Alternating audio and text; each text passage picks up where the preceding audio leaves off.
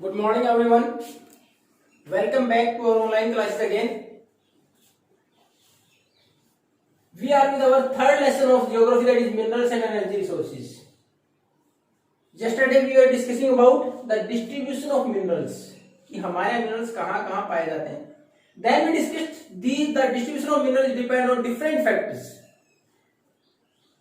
Some minerals occurred in metamorphic igneous rocks, some are in igneous rocks, some are in sedimentary rocks. कुछ metamorphic में, कुछ igneous में, कुछ sedimentary rocks में. And these rock formations are depend on different climatic factors and geological process. ये अलग process पर depend करेगा कौन सी rocks कहाँ पाई जाएंगी. तो उसी प्रकार rocks के अनुसार हमारे पास minerals का डिस्ट्रीब्यूशन है वो अलग अलग मिलेगा. अब उसके बाद हमने कंटिनेंट वाइज डिस्कस किया था कि हमारे यहाँ कि किस कंटिनेंट में कौन सा मिनरल ज्यादा पाया जाता है. Till now we have discussed Asia, then after Europe, then after North America. Today we are going to proceed with South America. अब दक्षिण अमेरिका की अगर बात करें तो Brazil is the largest producer of iron ore. हमने कल जो पढ़ा था उसमें पढ़ा था Europe is the largest producer of iron ore. We were discussing about continent. अब अगर एक देश की बात करें तो लार्जेस्ट प्रोड्यूसर आयरन ओर का वो कौन सा है? ब्राजील. अगर एक कंट्री की बात करें ब्राजील, अगर कंटिनेंट की बात करें यूरोप. अब उसके बाद China and Peru are leading producer of copper. यानी संसार में जो कॉपर का प्रोडक्शन होता है उसमें मतलब महत्वपूर्ण कंट्रीज में से है चाइना और पेरू. और इसमें भी देखोगे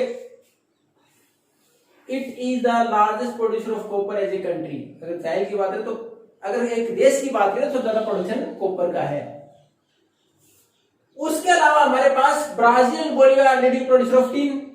ब्राजील और बोलिविया जो कंट्रीज हैं साउथ अमेरिका के, इनके अंदर टीन का प्रोडक्शन बहुत ज्यादा होता है. जबकि हमने पढ़ा था Asia produce more than 50% of tin in the world.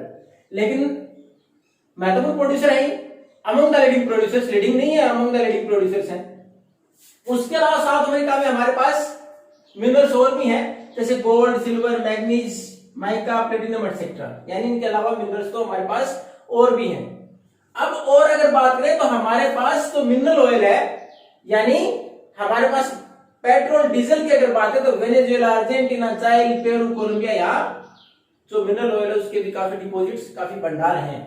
तो साउथ अमेरिका अगर ओवरऑल बात करें तो it is rich in mineral resources. अगर खनिज पदार्थों की बात करें तो बहुत सारे खनिज पदार्थ इस कंटिनेंट के अंदर हैं, हर प्रकार के. From the very precious one जैसे गोल्ड, सिल्वर, प्लेटिनम पड़ा. उसके साथ साथ हमारे पास पेट्रोलियम जो प्रोडक्ट है उनकी बात करें, मिनरल ऑयल की बात करें, और हमारे पास कॉपर, आयरन और टिन की बात करें तो हमारे पास साउथ अमेरिकन जो कंटिनेंट है it is very rich in mineral resources. Next we are moving towards the next continent, that is Africa. It is also rich in mineral resources. अब इसमें भी जब प्रीशियस की बात करें, गोल्ड, डायमंड और प्लेटिनम, ये जो हमारे पास लीडिंग प्रोड्यूसर है अफ्रीका, यानी पूरे संसार में अगर कंटिनेंट की बात करें सबसे ज्यादा प्रोडक्शन करता है डायमंड, गोल्ड और प्लेटिनम का. अब उसके बाद साउथ अफ्रीका, जिम्बाब्वे और गोल्ड की अगर बात करें, अकेले गोल्ड का प्रोडक्शन जो ज्यादा होता है तो आप इससे पहले साउथ अफ्रीका का तो पहले भी पढ़ चुके हो 7th क्लास में. When we were discussing about grasslands at that time also we discussed about it. उस टाइम पर हमने पढ़ा था साउथ अफ्रीका, जिम्बाब्वे और जायरी, ये जो 3 कंट्रीज हैं इनके अंदर गोल्ड का प्रोडक्शन बहुत ज्यादा होता है. और साउथ अफ्रीका अमेरिकन कंट्रीज की बात करें तो आप देखोगे इसमें से 80% कंट्रीज जो हमारे पास फुटबॉल की टीम है वो आसानी से याद होने वाले नाम है, चाहे ब्राजील है, चाहे चाइना है, चाहे पेरू है. तो ये ज्यादातर वो नाम है, वेनेजुएला है, अर्जेंटीना है, तो ये ज्यादातर फुटबॉल खेलने वाले. तो इसमें नाम अगर याद रखने हो आप उस कंट्रीज के तो इजी हो जाता है. If you are a football loving, cricket हमारे ज्यादा पॉपुलर है, लेकिन अगर आप फुटबॉल पसंद करते हैं तो उससे संबंधित देश है ज्यादातर साउथ अमेरिका के. अब अफ्रीका में हमारे पास कॉपर और आयरन का भी लीडिंग प्रोड्यूसर है, यानी one of the leading producer among the leading producers. यानी सबसे ज्यादा उत्पादन तो नहीं, लेकिन जो महत्वपूर्ण कंट्रीज ऑफ प्रोडक्शन करने वाले कॉपर और आयरन उनमें से एक है अफ्रीका. उसके अलावा इसमें यूरेनियम, कोबाल्ट, बॉक्साइट एक्सेट्रा, ये भी मिनरल्स काफी मात्रा में पाए जाते हैं. अब ये लीडिंग प्रोड्यूसर है किस चीज का? गोल्ड का. और गोल्ड में आपने पहले पढ़ा था डायमंड, गोल्ड और प्लेटिनम. इसमें भी महत्वपूर्ण जो जगह है जो इसके लिए प्रसिद्ध है ये है कालगुरली और कुलगार्डी. ये दो जगह है जहां की माइनिंग सबसे ज्यादा होती है इनकी। ये महत्वपूर्ण प्रोड्यूसर जो गोल्ड के हैं। उसके अलावा डायमंड, आयरन, टील, कॉपर, लीड, ये और मिनरल्स जो हमारे यहाँ अफ्रीका के अंदर प्रोडक्शन होता है। Next our continent is Australia. Australia is the leading producer of or largest producer of, not leading, largest producer of. अगर कंटिनेंट की बात है तो बॉक्साइट का सबसे ज्यादा प्रोडक्शन करता है। अब इससे अगर आप एक चीज देखें तो बॉक्साइट किस काम आता है? It is the raw form of or what we are getting it, aluminium.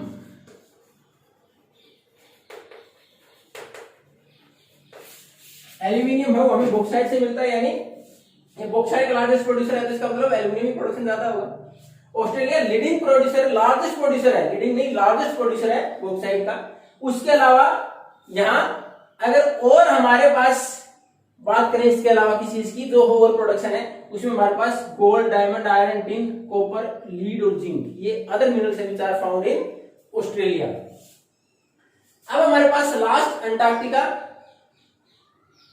You have already read it about Antarctica as well as Arctic Circle, where there are large sheets of ice. It's nearly about impossible to access to the minerals. हमने देखा कि यहाँ minerals तक पहुंचना लगभग मुश्किल है, क्योंकि इसमें लागत ज्यादा, जैसे हम जो ज्यादा डेप्थ में जाते हैं, इकोनॉमिकली नॉट फिजिबल, इतना आसान नहीं होता, आर्थिक तौर पर लागत बढ़ जाएगी। अगर हम 100 रुपए की चीज निकालें 150 रुपए जाए तो we are not going to take it out, हम बाहर नहीं निकालेंगे उसको, हमारी लागत ही ज्यादा हो रही है उसमें, तो why we are going to use it, तो हम क्यों इस्तेमाल, तो उसके फिजिबल किस तरह इकोनॉमिकली आर्थिक तौर पर हमारे लिए संभव नहीं है, लेकिन फिर भी प्रेडिक्शन है ये उसका जो जियोलॉजिकल प्रोसेस है, जो हमारी पृथ्वी के नीचे का जो इन्वायरमेंट किस प्रकार का हमने देखा था, उस पर रॉक फॉर्मेशन और जो मिनरल्स है उसके ऊपर डिपेंड करते हैं।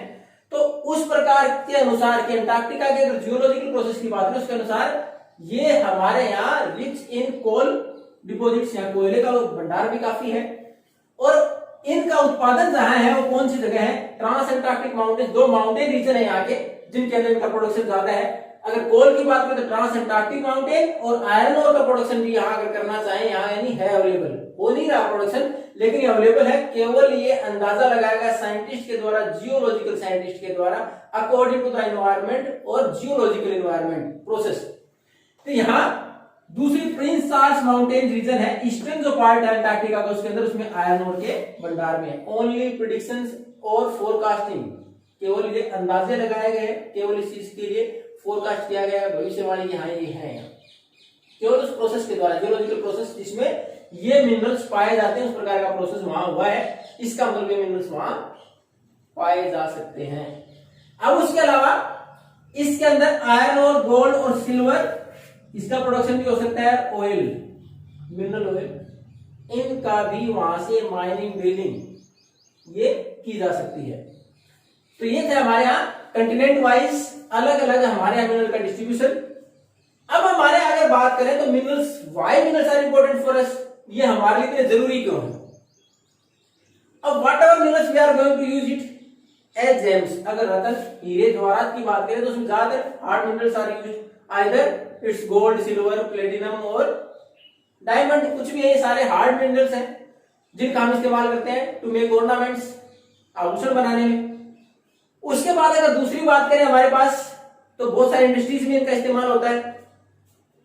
उसमें एग्जांपल अगर कॉपर का लें, copper is used to make even coins, to pipes, to wires, तार बनाए, पाइप बना सकते हैं, उनमें सारा इस्तेमाल होता है। नेक्स्ट अगर हम बात करें बॉक्साइट, जिसे मैंने बोला किसका प्रोडक्शन होता है, एल्युमिनियम का, तो ये हमारे एरोप्लेन्स में, ऑटोमोबाइल्स में, उसके साथ साथ घरों में बर्तन तक मिलते हैं एल्युमिनियम के, तो हमारे लिए कितना इंपॉर्टेंट है।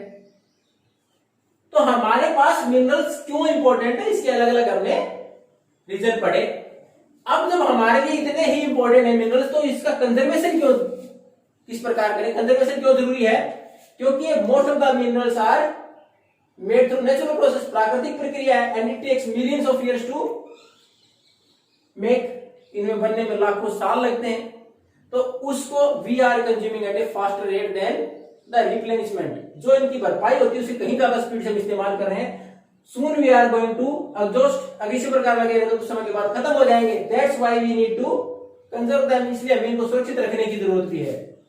तो ये हमारे मिनरल्स की अगर बात करें, हमारे लेसन में था मिनरल्स एंड एनर्जी रिसोर्सेज, तो मिनरल्स वाला कॉन्सेप्ट है हमारा अब तक क्लियर हो गया। यानी अब तक हमने पढ़ा मिनरल्स की डेफिनेशन, उसके बाद किस प्रकार के इसका डिवाइडेशन की, इसका कितने फॉर्म्स होते हैं, मेटेलिक, नॉन मेटेलिक, उसके बाद मेटेलिक में भी फेरियस, नॉन फेरियस, उसके बाद हमने कहां पाए जाते हैं, in which rocks which type of minerals will be found, metamorphic में कौन से होंगे, इग्नियस में कौन से होंगे, सेडिमेंट्री में कौन से होंगे। Then after we read about distribution of minerals according to the continents, अलग अलग कंटिनेंट में पढ़ा कौन सा मिनरल कहां पाया जाएगा। Then after we discussed about the importance of minerals, minerals हमारे क्यों जरूरी, कितनी सारी इंडस्ट्रीज में इस्तेमाल हो रहे हैं, चाहे कॉपर की बात करें, चाहे एल्युमिनियम की बात करें, चाहे जो हमारे पास प्रीशियस मेटल्स है गोल्ड सिल्वर की बात करें। अब इनको कंजर्व करना क्यों जरूरी है, क्योंकि ये ज्यादातर हमारे पास नेचुरल प्रोसेस से बने, it takes millions of years to form, इनको बनने में लाखों साल लगते हैं, and we are using them at a great speed than replenishment, जो इन वापिस बनने की प्रक्रिया से कहीं ज्यादा तेज स्पीड से इस्तेमाल कर रहे हैं, तो they are going to be exhaust, कुछ समय के बाद खत्म हो सकते हैं। इसलिए हमें केयरफुल यूज इनका जरूरी है, ध्यान से इनका इस्तेमाल करें, ताकि आगे तक ये मिनरल्स बने रहे, इंडस्ट्रीज भी चलती रहें और इन मिनरल्स की जो जरूरतें वो पूरी हो सकती है। इसमें रिसाइकिल भी एक हो सकता है, मेटेलिक मिनरल्स को हम रिसाइकिल कर लें, जैसे मेटेलिक मिनरल्स है, हमारा कोई मेटल की चीज टूट गई, उसको वापस, अगर सोने की चेन टूट जाए फेंक थोड़े देते हैं, वापस आते सुनार के पास, थोड़ा वेट कम हो जाएगा, दोबारा कोई नई चीज बन जाएगी। तो मेटेलिक मिनरल रिसाइकिल करें। इसी प्रकार जिन मेटल्स की ज्यादा कीमत नहीं है तो उनको रिसाइकिल करें, ताकि ये जल्दी खत्म न हो। Thank you and nice.